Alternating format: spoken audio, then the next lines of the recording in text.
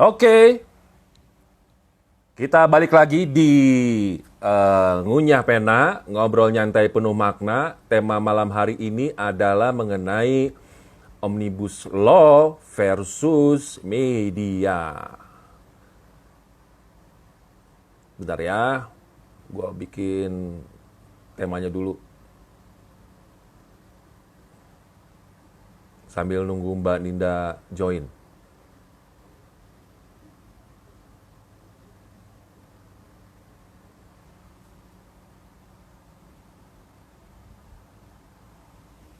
Oke, ini part kedua tema Omnibus Law versus media, masih bersama narasumber saya, sobat tamu saya, Mbak Ninda Fatmawati. Ya, kita masih ngobrolin masalah Omnibus Law dan versus media. Semakin hangat saja obrolan kita di episode Ngunyah Pena malam hari ini. Dan saya masih menunggu Bandin gabung di sini ya. Oke, mana Mbak Dinda?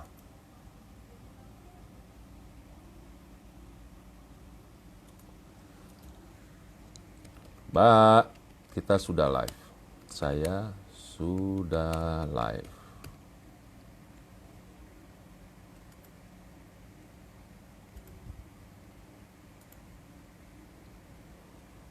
Mana Mbak Nin?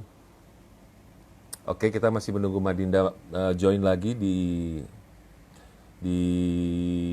Ngunyah Pena. Teman-teman yang join tadi, semoga masih terus join ya.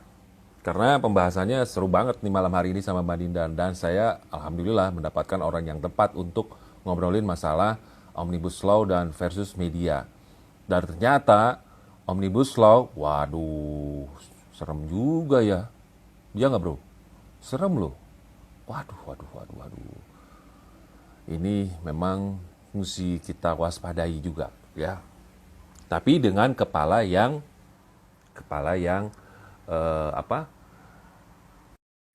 ngobrolinnya. Jangan terlalu nafsu. Kalau saya nafsu langsung makan. Oke, Madina sudah join. Segera langsung bergabung. Welcome di part kedua Ngunyah Pena. Omnibus Law versus media. Seru nih.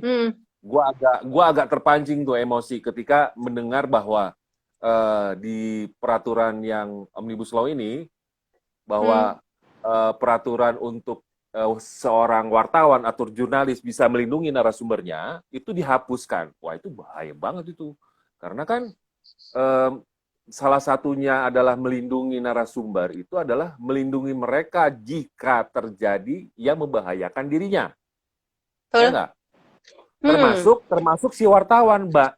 Ketika dia bisa meliput sebuah peristiwa atau dia mendapatkan satu berita yang misalnya kasus korupsi, dia dapat tuh data-datanya lengkap sekali. Dia tayangkan atas persetujuan redaksi tentunya, dan redaksi bilang namamu nggak boleh muncul gitu. Ya, betul. Kalau itu terjadi, wah bahaya itu si wartawannya juga, ya nggak? Betul. Makanya itu yang ditakutkan. Belum lagi kita bicara tentang bahasa. Ini yang diprotes oleh siapa ya? Ketua Dewan Pers atau apa ya, lupa saya, pokoknya ketua organisasi gitu deh gitu ya. Jadi di pasal 11 rancangan undang-undang ini dinyatakan begini kalimatnya, Kak. Pemerintah pusat mengembangkan usaha pers melalui penanaman modal sesuai dengan ketentuan perundang-undangan di bidang penanaman modal. Artinya di sini belum apa-apa menurut beliau-beliau yang bergerak di bidang jurnalistik ya. Belum apa-apa dari kalimatnya ini sudah ada semangat semangat untuk tidak membebaskan gitulah ya. Karena apa? Ada kata-kata pemerintah pusat mengembangkan usaha pers. Which is kita tahu sekarang yang namanya usaha pers itu uh, setiap orang bebas gitu ya untuk membuat perusahaan pers gitu. Sehingga begitu ada, dan pers itu seharusnya lepas dari bayang-bayang mulai dari pihak pemerintah atau pihak siapapun yang hendak campur intervensi di dalam pers gitu. Tapi di pasal ini jelas ditulis bahwa pemerintah pusat mengembangkan usaha pers. Bagaimana cara mengembangkannya? Yaitu melalui penanaman modal sesuai dengan ketentuan perundang-undangan. Jadi balik lagi bahwa yang pertama kalau dari kata-kata ini, yang pertama adalah bahwa tanggung jawab, pengembangan pers itu di tangan pemerintah, begitu kan? Yang kedua bahwa pengembangan usaha pers ini dilakukan melalui penanaman modal. Which is lagi di undang-undang yang lama. Jangan bilang shit happen aja. Di undang-undang yang lama, penanaman modal, pers dan lain-lain itu bukan isu utama, gitu. Tahu bedanya ya? Jadi jadi gini, di Omnibus Law ini di pasal 11 ini dinyatakan bahwa pemerintah pusat mengembangkan usaha pers melalui penanaman modal sesuai dengan ketentuan peraturan perundang-undangan. Dari bahasa atau kalimat segitu ya, kalimat itu tadi, itu diprotesnya adalah yang pertama, kenapa harus ada kata bahwa pemerintah pusat yang mengembangkan usaha pers? Loh, kan udah ada TVRI buat apa? Terus ada RRI buat apa? Yes, tapi kalau di Gebiah Uya semuanya, pemerintah pusat mengembangkan usaha pers, itu dikhawatirkan di generalisir. Itu dong. Penonton saya ini luar biasa luas. Iya. Adin dari Ambon tadi lupa.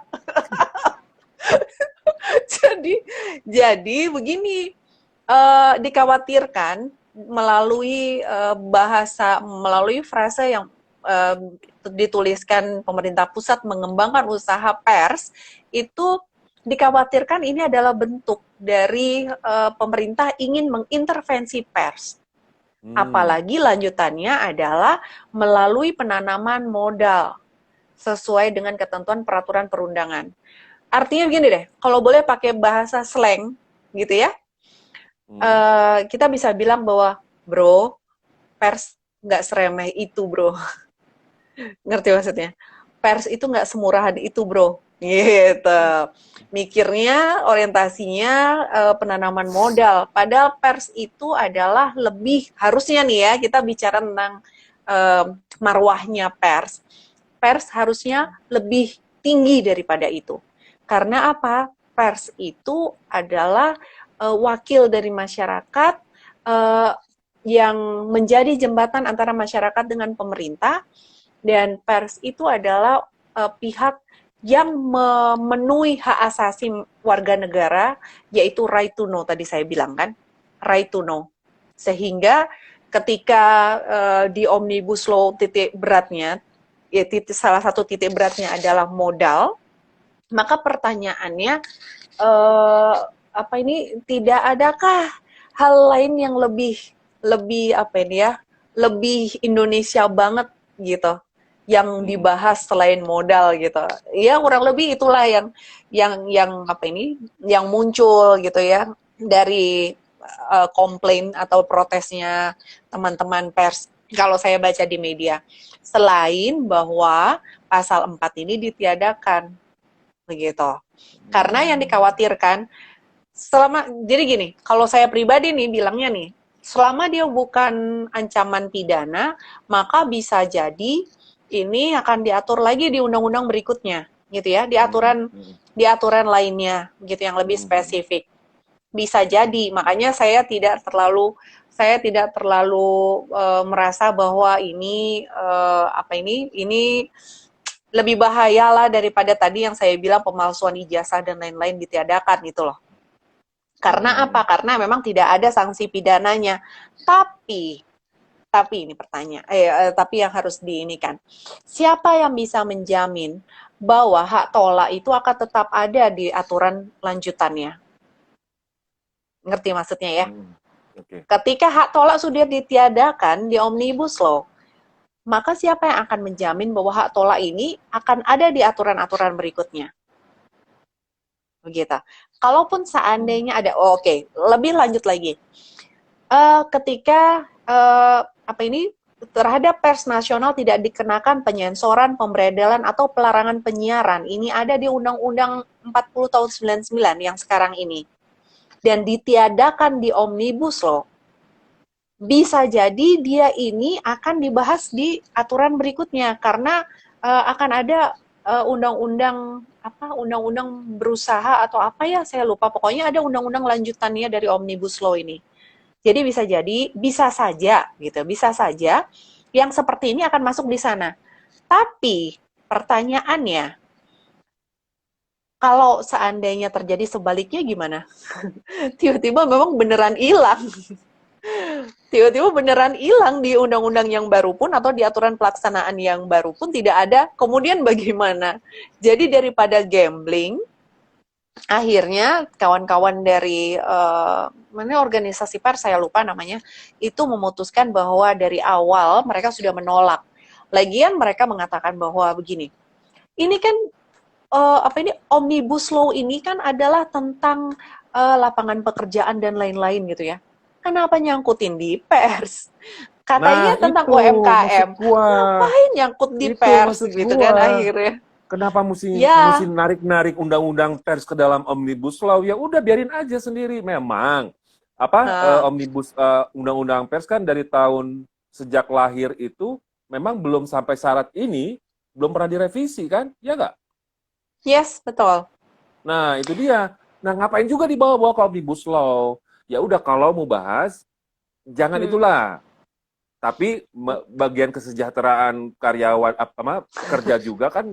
Gue dulu pernah jadi pekerja media juga. Gue buruh media waktu itu. Gue bilangnya buruh media. Nah, teman-teman yang sekarang dengan misalkan diketok palu, ini bahaya juga nih kalau diketok palu. Itu kan ada beberapa aturan yang bisa memberatkan mereka. Ya nggak? Gue boleh sebutin nggak satu-satu? Boleh ya? Apa itu? Si yang memberatkan itu aturannya. Satu, mengenai upah minimum. Terus besaran pesangon. Ketika di PHK itu berkurang katanya. Terus hapus cuti haid bagi perempuan. Yes. Nasib outsourcing semakin tidak jelas. Pekerja bisa dikontrak seumur hidup. Itu gini, yang panas gua jadi panas. Kayak Gigi. Kok ngeliatnya kayak Arman Maulana ya? Oh. Arman botak kan lagunya sekarang gitu. Emang. Kan lagunya gitu, panas gitu. Jadi yang Kang Zaldi sampaikan itu ranahnya bukan di Undang-Undang Pers, di Omnibus Law, tapi di Undang-Undang tentang ketenaga kerjaan, begitu ya. Iya. Terus satu lagi yang harus kita tahu nih, bagaimanapun gitu ya, bagaimanapun pers itu media itu ada media yang netral, ada media yang ke kanan-kananan, dan ada media yang ke kiri-kirian. Gitu ya? Ya, betul. Ya, sehingga artinya bahwa nggak bisa kita berpikir bahwa semua yang disampaikan oleh media-media sekarang itu adalah 100% netral sesuai dengan marwah mereka, gitu ya, dalam undang-undang pers.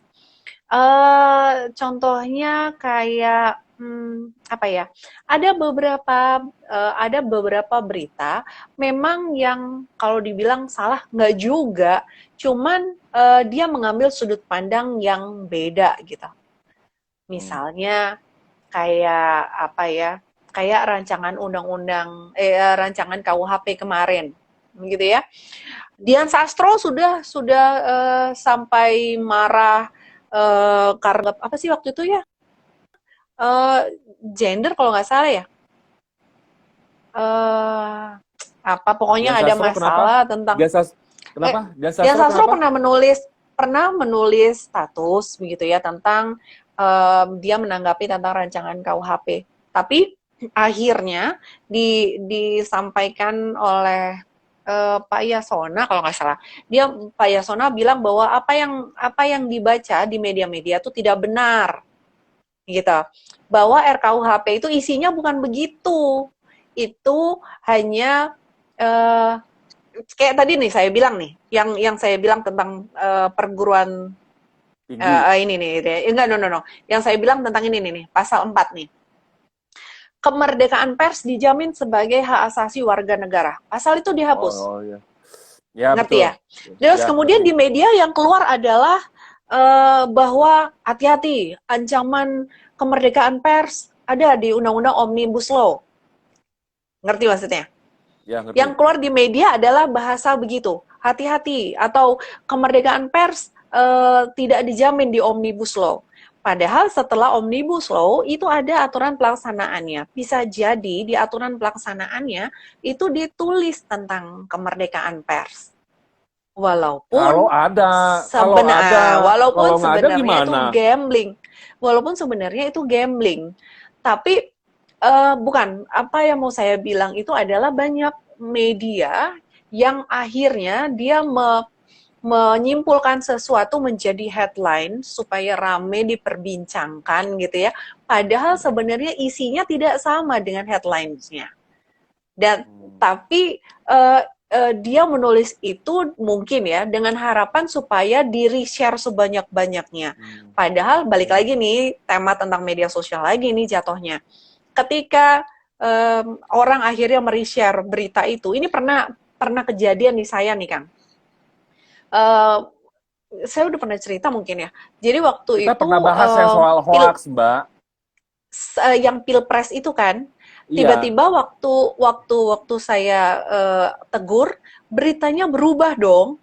Padahal teman-teman saya udah pada share berita itu. Judulnya berubah, clickbait-nya berubah, semuanya berubah.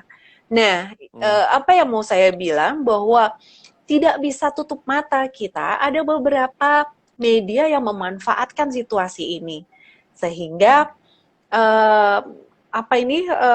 tidak bisa kita percaya 100% gitu loh Kang, gimana sih ya? Jadi kita nggak bisa percaya 100% dengan apa yang ditulis media. Kalau memang mau tetap berdiri di tengah, apapun yang kita baca, just think the opposite. Gitu. Berpikirlah sebaliknya. Jangan-jangan ada agenda nih di balik ini. Jangan-jangan ada ini nih di balik ini gitu. Jadi itu yang selalu saya lakukan. Apapun berita yang saya lihat, apapun berita yang saya baca, selalu otak saya ini kayak, okay, just think the opposite. Dia dapat keuntungan apa ya dari pemberitaan ini gitu. Saking makanya apa kan harus saat ini kita nih masyarakat yang sipil ketika menerima berita itu jangan langsung ditelan mentah-mentah, langsung di-share, tapi dilihat dulu, ditelaah, dibaca dulu headline sama isi konten. Karena bisa jadi jebakan Batman ya enggak? Dan yang kata dari Mbak Dinda bilang harus berpikir di balik itu. Ya enggak? Berarti kedewasaan berpikir kita harus belajar mendewasakan pikiran kita ketika kita menerima berita-berita kayak gitu berita, ya, Mbak, ya? betul. Dan satu lagi jangan lupa, ini banyaknya media online. Ya. Gue gak nyangka gue pintar. Luar biasa, saya terharu. Efek Jumat malam ya? Efek Jumat malam mungkin. Jadi ya gimana gitu. Jadi jadi yang harus orang-orang tahu, ini khususnya media online nih ya. Media online tuh sebenarnya Dewan Pers sudah ngatur, Kang. Udah ngatur aturan mainnya, sudah ada aturan main untuk media online gitu ya. Salah satunya adalah cara ketika hendak merevisi sebuah berita. Ada sebenarnya. Tapi saya nggak tahu bisa atau enggak, tapi itu yang saya alami, mereka mainnya shortcut. Ini terutama buat media-media baru sih, maksudnya media-media yang bisa saja tidak terverified di Dewan Pers ya. Karena begini, membuat media itu gampang. Syaratnya adalah memunculkan media online maksudnya. Syaratnya adalah memunculkan aturan tentang media online di halaman depan. Udah gitu aja. Tapi tidak semua media online itu sudah terverifikasi di Dewan Pers. Dewan Pers menyatakan bahwa kalau pengen tahu yang terverifikasi atau yang tidak, itu buka website kami. Pertanyaannya, berapa lama kita punya waktu untuk baca berita? Mungkinkah kita sempat begitu lihat beritanya, mungkin nggak kita sempat untuk buka websitenya Dewan Pers, cari satu-satu, masukin keywordsnya, judul, nama medianya. Nggak semua orang begitu ya. Nggak semua orang senganggur saya, ya nggak sih? Nggak semua orang seiseng saya. Bro, gue sibuk banget. Nggak mungkin begitu. Nah, itu. Jadi, sebenarnya harus ada mekanisme lain gitu dari Dewan Pers untuk menjaga kita supaya kita nggak terjerumus dalam berita. Mbak. Itu harus ada. Mbak Din. Dari tadi gue ngeliat lo minum. Kalau minum, nanti malu karena nggak ada ininya, nggak ada sponsornya. Dia nggak pasang sponsor. Le Mineral, ingat ya, kamu nongol di acara saya. Iya. Dan ini minuman favorit saya. Waduh, udah cocok belum? Lebih manis ya rasanya ya. Nggak tahu, lebih segar. Sama ada lagi tuh Cheers. Like it. Ya udah. Aja. Cheers. Siapa tahu ada Le Mineral atau Cheers, pasang iklan lumayan kan? Iya kan? Gue minum gitu kan, gaya. Terus begitu dilihat kok biasa aja. Tapi insya Allah Mbak Ninda, saya lagi coba ada penawaran kerjasama sama gua. Jadi setiap narasumber gua yang hadir, insya Allah akan diberikan e-voucher. Dari episode ini kan? Hah? Kan gua data. Mulai episode ini. Dikirim. Oh, yes. Dari yang kemarin sampai yang sekarang. Asik. Jadi, artinya apa itu? Ada toko kue yang mau kerjasama. Serius? Nawarin. Pastikan kuenya ada di Surabaya. Nggak ada, lo harus ke Bogor. Berarti tanggung jawab host ngirim. Nggak mau tahu saya. Ntar gue komporin ke yang punyanya, Mbak, Bu, bikin bikin toko di sana, Surabaya. Ntar dia bilang, susah amat sih. Cuma sponsorin doang, susah banget. Enggak. Bilang gini, ciri khas acara saya, Bu, kalau ada yang mau sponsor, dia tanggung jawab sampai barangnya sampai ke tangan narasumber. Ya sih. Covid dulu habis beresin tuh, ntar gua antar. Covid betulin dulu tuh sana, beresin, ntar gua antar. Ayo beresin dulu Covid. Nanti gua antar tuh makanan ke sana Surabaya. Berarti vouchernya nggak usah dikirim ya? Titip ya vouchernya. Enggak, tetap gua kirim. Kirim dulu. SOP-nya begitu, kirim dulu, kirim balik ke gua, nanti gua yang antar gitu. Ya Allah, acara apa sih ngerepotin banget. Asli deh. Gua kangen lontong kikil. Aduh. Lontong kikil tuh di mana ya? Ada tuh. Oh, banyak. Ada tuh. Yang sama sampai itu gua kan? kalau makan lontong kikil, ini bibir gua rapat. Gitu. Kenapa? Oh, ini lemaknya ya. Tapi enak banget. Sama itu kemarin. Nasi babat kan? Itu. Ya kan? Itu tapi nggak ngerti yang mana. Surabaya pasti gua ke situ. Oh ya? Itu yuk. Padahal babatnya kecil-kecil. Ini apa sih, acara apa sih ini kok ngobrolin? Kok kita jadi ngomongin makanan ya? Kita Omnibus Law ya, ini bener. sama Besus Media. Bener. Oke, lanjut Mbak. Mbak, apaan? ini gini Mbak. Sepengetahuan Mbak, teman-teman dari media yang sekarang ini itu sudah ada pergerakan nggak sih? Pergerakan dalam artian, kalau gua nggak setuju, kalau lu tetap ketok palu ini undang-undang pers masuk ke Omnibus Law, gue bakal bla bla bla bla bla bla bla bla bli gitu. Ada nggak kayak gitu, Mbak? Kalau sepengetahuan Mbak? Sejauh yang saya baca nggak ada sih, cuman menyatakan dengan keras ketidaksetujuan iya.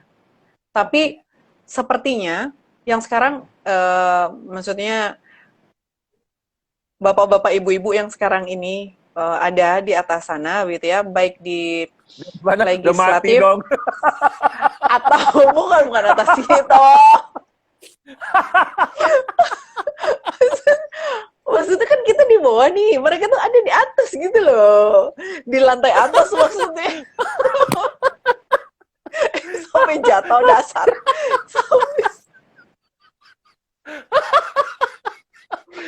Nggak tahu ah, bingung saya.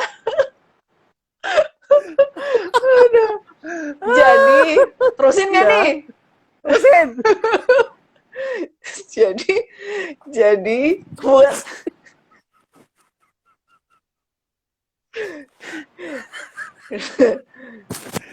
Ya, kayak terusin. gini nih, yang gini nih bikin temennya jadi masuk dalam masalah nih. Jadi Ya. jadi Astagfirullahaladzim. Ipin Ya, gede terusin, Mbak. sudah. Sudah, Oh, sudah. sudah, Kakak.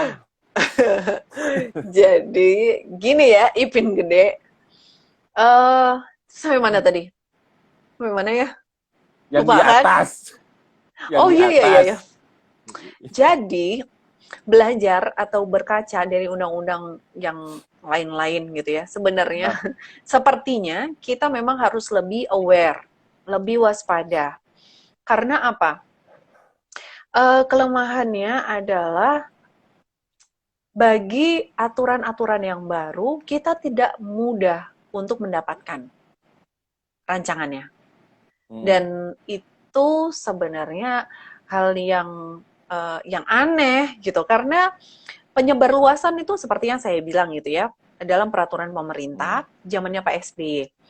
Penyebarluasan rencana atau rancangan atau apapun namanya, itu harus sudah ada sejak awal dia mau dimasukkan ke prolegnas.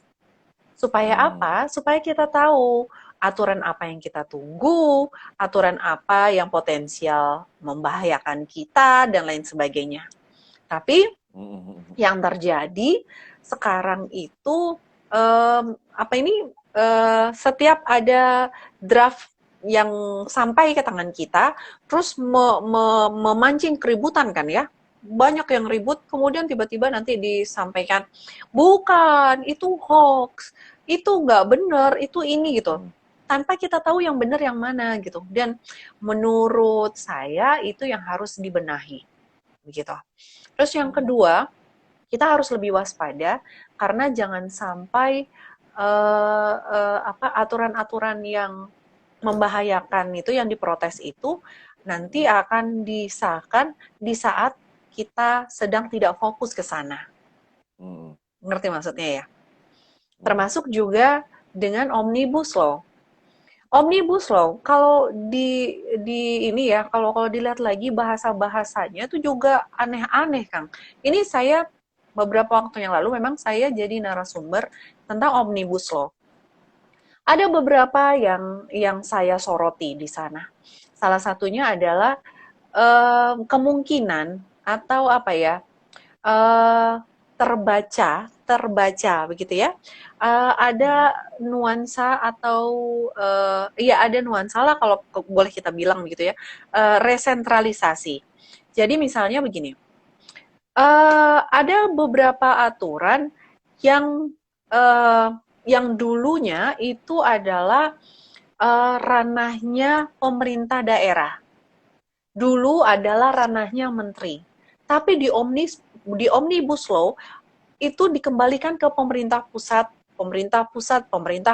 gitu. Pemerintah pusat itu kalau di Omnibus Law ditulisnya, definisi di ketentuan umumnya, itu adalah pemerintah, artinya presiden, dan dibantu para menteri. Itu pasti berbeda artinya dengan aturan-aturan yang memang dari awal sudah menyebut menteri. Contohnya kayak dalam Undang-Undang Kesehatan ya. Di Undang-Undang Kesehatan di pasal 182 itu ayat satunya tulisannya begini, Kang. Bahasa dalam kalimat dalam undang-undangnya itu adalah begini. Menteri melakukan pengawasan terhadap masyarakat dan setiap penyelenggaraan kegiatan yang berhubungan dengan sumber daya di bidang kesehatan dan upaya kesehatan. Jadi siapa penanggung jawabnya? Jelas, menteri. Begitu ya. Siapa yang mengawasi? Siapa yang melakukan pengawasan? Menteri. Tapi di Omnibus Law, di rancangan Undang-Undang Cipta Kerja, ditulisnya begini, pemerintah pusat dalam melaksanakan pengawasan mengikut sertakan masyarakat. Jadi, menteri di sana sudah tidak punya tanggung jawab lagi, diserahkan kepada pemerintah pusat untuk pengawasannya. Ngerti ya maksudnya? Enak banget. Loh, nggak tahu. Sehingga yang terjadi itu kalau dulu adalah atribusi itu adalah pemberian wewenang. Nah ini kalau nanya begini-begini nih, di Pak Jemi nih, boleh nih, Pak Jemi bagus sekali untuk urusan begini ya. Atribusi itu adalah pemberian wewenang pemerintah oleh pembuat undang-undang kepada organ pemerintahan, gitu ya. Ini adalah cara memperoleh kewenangan, gitu. Terus ada delegasi. Kalau delegasi itu adalah pelimpahan wewenang pemerintah dari satu organ pemerintahan kepada organ pemerintahan lainnya. Jadi mereka itu ada di equal lah gitu ya. Kalau mandat itu adalah terjadi ketika organ pemerintahan mengizinkan kewenangannya dijalankan oleh organ lain atas nama dia. Jadi yang bertanggung jawab tetap dia, tapi dia meminta orang lain melakukannya dengan tetap di dia tanggung jawabnya. Makanya saya bilang di Cipta Kerja ini ada nuansa merubah atribusi. Atribusi itu adalah pemberian wewenang pemerintah, begitu ya, kepada organ pemerintahan itu dirubah menjadi mandat. Jadi pemerintah pusat tetap memegang kendalinya, hanya dalam pelaksanaannya saja diberikan kepada pihak-pihak yang memang dibutuhkan untuk membantu. Dan itu adalah dua hal yang berbeda gitu ya. Artinya seperti contohnya Undang-Undang Kesehatan tadi, itu maknanya sudah sangat berbeda gitu. Ya, artinya sampai dengan pengawasan pun pemerintah pusat memegang kendali di sana. Begitu. Kemudian ada lagi di Undang-Undang Pendidikan Tinggi ya, Undang-Undang PT kita sebutnya. Jadi di pasal 7 ayat 3-nya ditulis begini, di yang lama. Tugas dan wewenang menteri atas penyelenggaraan pendidikan tinggi meliputi bla bla bla bla. Gitu ya. Kalau di Omnibus Law ditulisnya adalah tugas dan wewenang pemerintah pusat atas penyelenggaraan bla bla bla bla.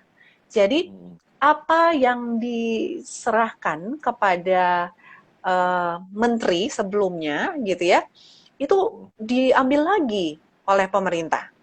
Apakah menteri tidak bisa ikut membantu? Ya bisa, tapi namanya menteri itu hanya jadi menteri tidak punya wewenang lagi tanggung atau jawab, hanya sekedar pembantu aja? Yes, kepanjangan tangan pemerintah doang. Betul, pemerintah pusat, bagian dari pemerintah pusat gitu, pembantu pemerintah pusat. Kemudian ada lagi inkonsistensi, terus juga saya lihat bahasanya. Jadi begini, mana yang saya temukan? Ada beberapa kata-kata yang terlalu gaul gitu ya. Saya nggak tahu kenapa. Jadi gaulnya? Di Omnibus Law itu bisa kita bisa kita temukan kata-kata startup lah, apalah. Startup itu bukan bahasa kita. Gitu kan? Iya kan? Ngerti ya? Jadi kayak gini nih. Saya carikan ya yang ada startup Warga plus 62 ini kenapa sih? jadi mana ya? Oh ini nih. Jadi ada di pasal 42. Setiap pemberi kerja yang mempekerjakan tenaga kerja asing wajib memiliki pengesahan rencana penggunaan tenaga kerja asing dari pemerintah pusat. Oke. Ayat 3-nya menyatakan bahwa ketentuan sebagaimana dimaksud dalam ayat 1 tidak berlaku bagi yang pertama anggota direksi, anggota dewan komisaris. Kedua, pegawai ini memang sudah ada di undang-undang yang lama ya, pegawai diplomatik. Memang nggak boleh kan, pegawai diplomatik itu tidak boleh dianggap bahwa dia merupakan tenaga kerja asing gitu. Kemudian yang ketiga nih yang lucu nih, ini tidak berlaku untuk tenaga kerja asing yang dibutuhkan oleh pemberi kerja pada jenis kegiatan pemeliharaan mesin produksi untuk keadaan darurat, vokasi, startup, kunjungan bisnis, dan penelitian untuk jangka waktu tertentu. Pertanyaannya ngapain gitu loh, kata-kata startup dimasukkan gitu. Karena kan kita punya bahasa Indonesianya dari startup gitu ya. Jadi kenapa tidak pakai bahasa Indonesia? Ini undang-undang terlalu gaul ini. Saya nggak tahu kenapa dia pakai kata startup. Apakah mungkin karena ngetrend seperti new normal ya? walaupun belum jelas arti new normal itu apa gitu. Akhirnya nggak bisa bedain new normal dengan new habits gitu. Tapi oke lah, kita kita cukup new habits. Apa? Kalau new normal itu ya gue lebih senang ngomongnya new habit. Yes, karena new normal itu artinya adalah hal-hal yang tidak terlihat, yang kita anggap tidak normal di masa lalu, itu menjadi hal normal yang baru, gitu kan. Kalau kita bicara tentang cuci tangan lah, hand sanitizer lah, pakai masker lah, itu adalah hal-hal yang memang dilakukan oleh beberapa dari kita. Dan kita tidak melihat itu sebagai hal yang tidak normal gitu. Sehingga kalau kita menggunakan itu bukan berarti kemudian kita merubah dari ketidaknormalan menjadi normal, menjadi new normal. Itu sih cuma new habits gitu. Akhirnya kita punya kebiasaan baru gitu kan. jadi ya udahlah.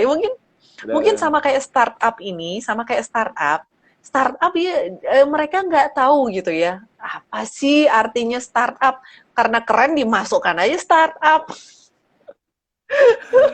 Aduh. Jadi nggak ngerti lah, kita nggak ngerti. Terus ada lagi yang seru gitu ya. Jadi kalau di Omnibus Law ini semua sanksi-sanksi, bukan semua, sorry, hampir semua gitu ya, sanksi-sanksi itu jatuhnya sanksi administratif. Jadi sanksi administratif itu memang salah satunya adalah denda. Cuman only denda. Enggak only. Enak banget. Ada. Kalau ngelanggar gue cuma didenda ini, denda berapa sih denda? Betul. Pencabutan sertifikat dan lain-lain memang ada, tapi yang apa ya? Mostly gitu ya. Mostly yang paling utama dari dari sanksi administratif itu adalah denda, begitu. Terus di Omnibus Law ini dikenal sanksi yang berjenjang. Saya juga nggak ngerti apa maksudnya. Jadi contohnya kayak di Undang-Undang Jaminan Produk Halal. Di Undang-Undang Jaminan Produk Halal itu ada yang lama, itu ada kata-kata begini. Kalimat begini pasal 56. Pelaku usaha yang tidak menjaga kehalalan produk yang telah memperoleh sertifikat halal sebagaimana dimaksud pada pasal 25 gitu ya, dipidana dengan pidana penjara paling lama 5 tahun atau pidana denda paling banyak 2 miliar. Itu undang-undang yang lama. Jadi kalau ada pelaku usaha dia sudah dapat nih sertifikat halal, ternyata dia tidak bisa mempertahankan kehalalannya, maka dia kena ini nih, sanksi 5 tahun. Gitu ya, pidana penjara. Terus kemudian dendanya 2 miliar. Rugi-rugi dah gitu. Apa namanya? Bangkrut dah gitu kan. Terus kemudian di Omnibus Law tulisannya begini nih. Pelaku usaha yang tidak menjaga kehalalan produk dan yang telah memperoleh sertifikat halal dikenai sanksi administratif berupa denda paling banyak 2 miliar. Langsung ditunjuk begitu. Di ayat berikutnya, lihat masih kedengeran ya sih? Kok wajahnya? Tadi soalnya lu agak buffering gitu. Iya benar, kelihatan di sini juga. Terus di Omnibus Law ditulisnya begitu ya, di apa ini? Tertulisnya adalah sanksi itu administratif, yaitu denda paling banyak 2 miliar rupiah. Nah, kalau pelaku usaha yang didenda tidak membayar dendanya, baru dia akan kena pidana penjara. Pertanyaannya, ini iseng aja nih ya. Dia berarti di penjara gara-gara apa? Gara-gara tidak menjalankan atau tidak menjaga kehalalannya atau nggak bayar, ya kan? Aduh, Jadi jadi sebegitu ya. ada banyak yang harus dipertanyakan ya. Mungkin nih, mungkin kita aja yang nggak paham bahasanya. Ini Mungkin bahasanya terlalu tinggi nih ya, tinggi mungkin banget ya, makanya ada di tinggi angkasa banget. mati. Sampai kita nggak paham, mungkin positive thinking aja. Tapi memang Ya, harus ya, ya. dikawal, The power of harus husnuzon dikawal. katanya. The power of husnuzon. Yes, siapa tahu ya. Setelah kita kusnuzon, tiba-tiba nanti ada yang Mbak mau endorse gitu, endorse lagi. Ngarep lo ya. Aku lo. Iya, pengen jadi endorser gimana dong? Tapi produknya Tunggu boleh sepuluh milih nggak ribu. sih? Tunggu 10.000 Tapi follower. ya Allah, hidup nggak tenang. Hidup nggak tenang kalau followersnya udah segitu, Kang. Makanya ini cari produk-produk yang Kalau mau gua mengendorse. nggak perlu nunggu 10.000. Dengan doa nongol Sombong. tuh. Oh iya, iya, iya, iya, iya. Doakan kita ya. Jangan lupa ya. Semoga nggak sampai Grup 10.000. grup sepi.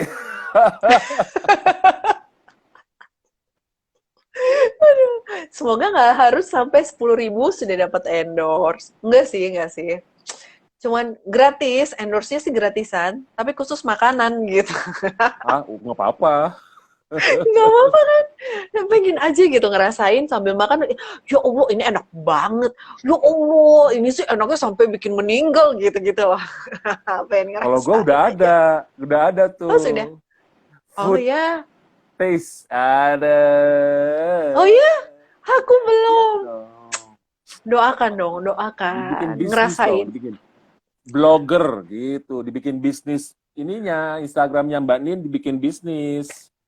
Oh bisa? Rubah dong. Bisa. Bisa? Rubah lah. Aduh. Nggak Masa ngerti lah. Nggak caranya. lo bisa lihat insight lo ketika lo siaran, ketika lo posting, lo tahu di situ Hah. insight tuh berapa yang ke-engage sama lo ntar. Oh iya. Harus diganti bisnis dulu. Terima kasih ajarannya, Suhu. Tanya sama itu web developer Siapa? lo tuh. Siapa? Oh iya. Siapa? Lupa. Ya, boleh. Oke, ini udah banyak yang gabung loh. Bentar ya, gue Saya mau bantu ngirim jawab, salam. Mbak. Saya Ya Allah. salam dulu lah. Pradana Ya, Hadi 5, halo selamat malam. Terus Hari Sumartono, pemerintah tidak boleh ikut campur dalam hal pers. Kalau berdasarkan ya, pasal itu, setuju, Pak. maka pemerintah ingin ikut campur tangan menanam modal. Pret, oke. Dian Setiawan 1927, Hari Sumartono, sanksi moral yang akhirnya menjadi hak jawab dengan menolak.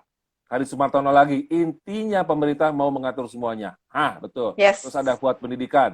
Kang Hari Sumartono lagi, media juga perlu berbenah diri dan introspeksi diri. Media nggak bisa netral. Pastikan ke arah kanan atau ke kiri. Naura Liana Balkis. Oh, halo Dodo. Selamat malam. Jauh Hari amat. Sumartono. Jauh Hari amat. Sumartono lagi. Naura Liliana Balkis Dodo. Jauh Panggilannya Dodo. amat. Terus ada Hari Sumartono. Saya bantu jawab, Mbak. Sekarang masih Salabim tiba-tiba masuk prolegnas aja. Ya, Hari setuju. Sumartono lagi. Welcome Kang Sali di warga plus 62 yang sekarang. Emberan. Habit baru itu paling benar. Setuju Mbak. Wah. Oke. Hari Sumartono lagi. Kagak ngerti presidennya. Terakhir, Doni Teguh. Oke, halo selamat malam semua. Thank you Selamat sudah join. malam. Yes. Mbak Dinda. Ini Mbak Dinda, keren banget. Keren banget dan udah keren. Hai. Maksudnya? Cantik. Oh, terima kasih. Enggak, biasa aja. Sama-sama, Bu. Bu, kita udah sampai mana sih tadi ngobrol? Iya, kenal sampai mana tadi? Udah semua, bukan? Pokoknya intinya, sampai ini. Pokoknya tadi soalnya tadi ngebahas soal startup. Ini terus bahasanya terlalu tinggi, ya kan? Mungkin kita nggak paham. Gitu. Tuh. Nah, gini aja deh sekarang, Mbak. Kita karena semakin larut kita berbicara, ini mestinya babak kedua gua alihkan hari yang berikutnya ini kayak begini, seru banget soalnya. Gini aja deh Mbak, kita buat kesimpulan aja Mbak dari perbincangan kita malam hari ini Mbak. Sepertinya teman-teman mesti tahu nih, Omnibus Law itu dan media. Kesimpulan. Jadi gini, kalau bicara, sebentar ya, biar saya yakinkan dulu tentang Omnibus Law. Karena gini, kalau kita bicara tentang pers, nggak banyak sebenarnya yang dirubah dari undang-undang pers, Kang, di Omnibus Law, gitu ya. Okay. Paling tidak, sekalinya dirubah itu bahaya. Memang nggak banyak, tapi yang dirubah itu yang vital-vital gitu. Kan sama aja ya. Jadi jadi begini, yang harus kita ingat adalah begini. Teman-teman pers itu sudah bersusah payah memperjuangkan kemerdekaannya. Begitu ya. Mereka katanya dulu mereka suka di PHP. Kelihatannya saja mereka bebas, padahal mereka terikat, begitu ya. Kelihatannya saja pers itu tidak bebas dari ancaman pidana, faktanya banyak yang dipidanakan di masa-masa lalu gitu. Terus sampai akhirnya mereka bersatu selepas terjadinya reformasi, mereka juga meminta perubahan reformasi di bidang pers. Akhirnya beliau-beliau yang memperjuangkan mendapatkan apa yang didapatkan oleh teman-teman pers saat ini, yaitu Undang-Undang Nomor 40 Tahun 99, gitu ya. Ketika Omnibus Law ini yang sekarang ini kemudian memasukkan undang-undang pers di sana, maka yang harus dilihat sebenarnya adalah begini, apakah itu sudah sesuai dengan tujuan? Karena bagaimanapun, undang-undang yang baik itu adalah undang-undang yang ada kesesuaian antara tujuan dengan apa yang dia atur. Gitu. Tujuannya, tadi kan saya sudah sampaikan, tujuannya itu adalah untuk, sebentar, mana ya tujuan undang-undang? Nah ini, tujuan Omnibus Law itu adalah untuk menciptakan lapangan kerja seluas-luasnya, gitu ya. Kemudian untuk memenuhi hak atas penghidupan layak melalui kemudahan dan perlindungan UMKM, peningkatan ekosistem investasi, kemudahan berusaha, peningkatan perlindungan kesejahteraan pekerja dan lain-lain. Harusnya dari undang-undang harusnya begini. Tidak semua hal, tidak semua bidang itu cocok untuk diindustrialisasi. Ngerti maksudnya? Mentang-mentang berpikirnya adalah how to make money, berpikirnya bagaimana cara untuk mendatangkan investor, maka semua yang ada hubungannya dengan perusahaan-perusahaan dan investasi-investasi kemudian dibuka keran seluas-luasnya. Jadi, beliau-beliau harus tahu bahwa tidak semua bidang itu layak, cocok buat diindustrialisasi. Kenapa? Karena kita mempertaruhkan istilahnya gitu ya, kita mempertaruhkan nasib kita, visi kita, misi kita, jiwa kita, ideologi, tanda petik ya, ideologi dan lain-lain itu ada di dalamnya, gitu. Salah satunya ya seperti saya tadi bilang, undang-undang pendidikan tinggi dan undang-undang pers. Apa urgensinya dua undang-undang itu dianggap sebagai bidang-bidang yang bisa diindustrialisasi hanya demi how to make money. Ada hal yang lebih dalam dari itu, sama kayak pers. Ada hal yang lebih dalam dari itu, bahwa pers itu adalah jembatan. Pers itu adalah perwakilan dalam arti sebenarnya dari masyarakat. Begitu. Perwakilan rakyat itu bukan hanya DPR. Perwakilan rakyat juga teman-teman pers. Ya, gitu ya. betul. Ya, Karena apa? setuju. Teman-teman pers itulah yang menyuarakan dan mencari informasi ketika kita tidak bisa ke sana, gitu. Sehingga untuk kepada mereka dan bidang-bidang mereka itu harusnya tidak idealnya tidak termasuk yang diindustrialisasi, yang dibuka kerannya. Kenapa? Karena mereka mempertahankan apa yang mereka sudah perjuangkan gitu, demi masyarakat dalam arti sebenarnya gitu. Ya.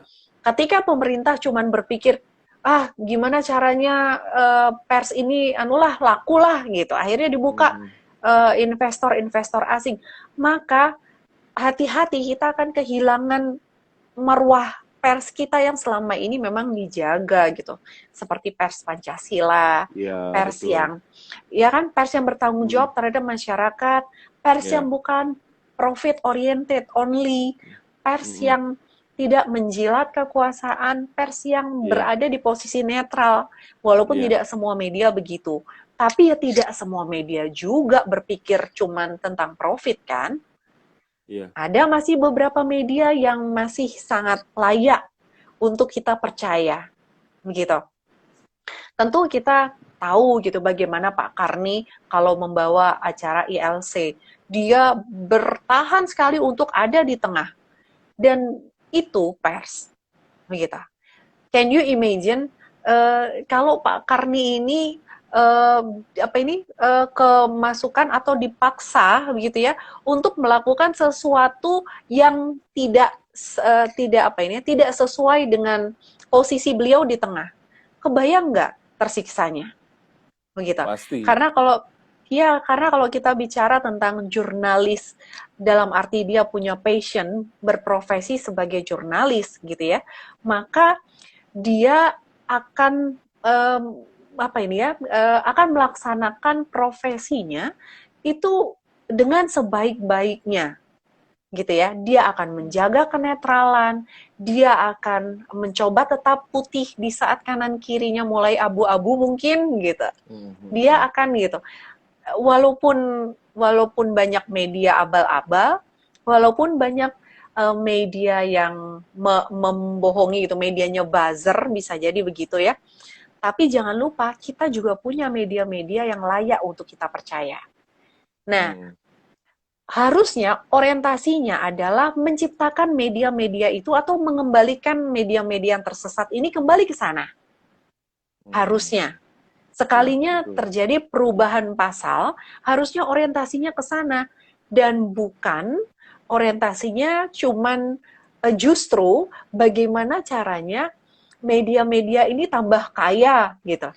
Atau bukan gimana harusnya media-media ini tambah profit oriented gitu. Ngerti maksudnya ya? Ya, ngerti. Biarkan media pers itu, menurut saya pribadi nih ya, pers itu tidak seharusnya dijadikan ladang bisnis saja, gitu ya. Tidak seharusnya pers itu dijadikan money maker. Karena kalau kita bicara pers itu ada hal yang lebih mutlak di sana, gitu. Ada hal yang lebih utama gitu dari sekedar rupiah-rupiah dan dolar-dolar itu gitu loh, maksud saya. Jadi harusnya kalau memang keberatan gitu ya dengan aturan ini, saran saya sih satu, jangan meleng. Karena beberapa kali kita meleng gitu ya, kita justru fokus dengan pengalih perhatian yang sengaja diciptakan oleh pihak-pihak yang tidak bertanggung jawab, tapi itu successfully membuat kita tidak fokus dengan apa yang sedang kita awasi. Sama kayak inilah, kita suruh jaga kebun, ya, tiba-tiba ada anak-anak di sana tiba-tiba main sepak bola berisik banget di dekat situ. Akhirnya kita malah sibuk menghalau anak-anak ini, betul. Menghalau anak-anak ini, tikus-tikus masuk. Ya, betul. Jadi hati-hatinya di sana, begitu. Bahwa gini, mereka sudah melakukan pekerjaannya. Anggap saya begitu ya, mereka sudah melakukan pekerjaannya. Dan waktunya pers untuk melakukan pekerjaan pers juga, yaitu melakukan pengawasan secara mendalam. Kalau seandainya ada beberapa media yang tidak bisa diajak kerjasama, oke, masyarakat harus bisa berpikir atau harus bisa memutuskan untuk putus hubungan dengan media-media seperti itu. Kenapa? Supaya langkah kita dengan teman-teman pers itu bisa seiring sejalan. Ingat, seperti saya sampaikan tadi, pers itu adalah wakil dari masyarakat dalam arti sebenarnya. Sehingga setuju Mbak. Iya, malah dia lebih mewakili kita daripada anggota dewan gitu buat kami gitu ya, buat saya pribadi begitu. Mereka itu tahu banget apa yang harus dilihat, masyarakat pengen taunya apa gitu. Makanya saya sangat menyesalkan manakala ada beberapa media yang persnya tuh fokusnya di apa sih yang viral sekarang gitu. Karena buat saya pribadi tugas jurnalistik itu bukan cuman berada di belakang di depan laptop, kemudian browsing internet. Bukan begitu tugas jurnalistik. Itu sih tugas kami aja gitu ya, tugas dosen aja itu. Cuman artinya bahwa jurnalis wartawan itu turun ke lapangan, nyari berita. Yes, itu idealnya. Itu idealnya. Karena apa? Harusnya di media sosial. Betul, harusnya tidak semua orang bisa jadi wartawan, Kang. Makanya disertasi saya ketika saya bicara tentang wartawan itu karena saya sangat suka, saya sangat tertarik sama orang-orang yang mendalami bidang jurnalistik. Jadi jurnalis tuh nggak gampang, passionnya harus ke sana, dan berapa banyak teman-teman jurnalis yang akhirnya jadi korban. Media sosialnya dihack lah, apalah itu. Belum lagi kita belum bicara tentang ancaman-ancaman yang membahayakan hidup mereka dan keluarganya gitu. Jadi artinya begini, ketika Omnibus Law memasukkan undang-undang pers di dalamnya, maka seharusnya nih ya, kita sebagai masyarakat yang sudah terwakili dengan baik oleh teman-teman pers, dan teman-teman pers itu sendiri yang selama ini susah payah menjaga marwah pers Pancasila, harusnya benar-benar melakukan pengawasan yang tidak boleh meleng sedikit pun. Karena apa? Kalau ini sudah jadi diundangkan, maka setidaknya kan setelah diundangkan pasti akan ada masa berlakunya ya. Kalaupun seandainya teman-teman di DPR berpikir, loh kan bisa nanti diajukan pembatalan. Pertanyaannya,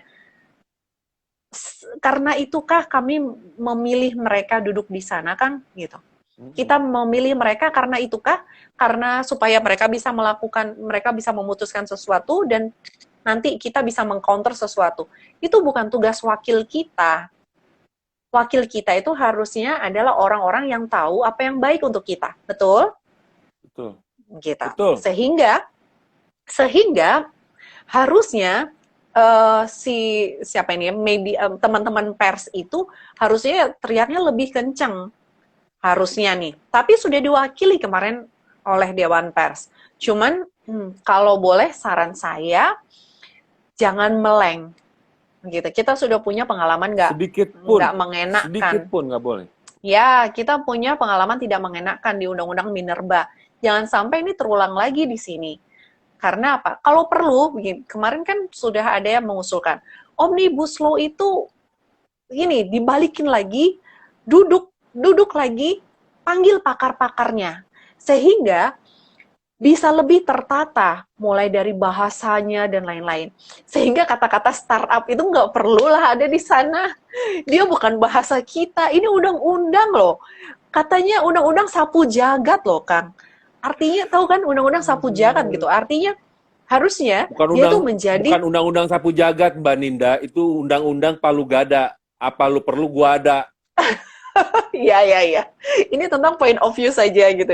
Tapi banyak orang bilang Omnibus Law ini adalah undang-undang sapu jagat rencananya gitu, dibuat undang-undang sapu jagat. Kalau kita bicara sapu, tahu kan maksudnya? Sapu itu kalau ada yang kotor dibersihkan. Dia bersihkan, gitu. Bukan mengotorkan yang sudah bersih. Itu bukan tugas dari sapu. Oh. Nah, Mbak, Mbak, Apaan? kita Apaan? kita break ke part ketiga ya. Ini ya ampun. Ini gimana ya? Ini masih ada yang mau gabung gitu? Masih banyak. Bentar ya. Serius? Ini udah habis Ya, ya, juga boleh, durasinya boleh. ya. Oke ya.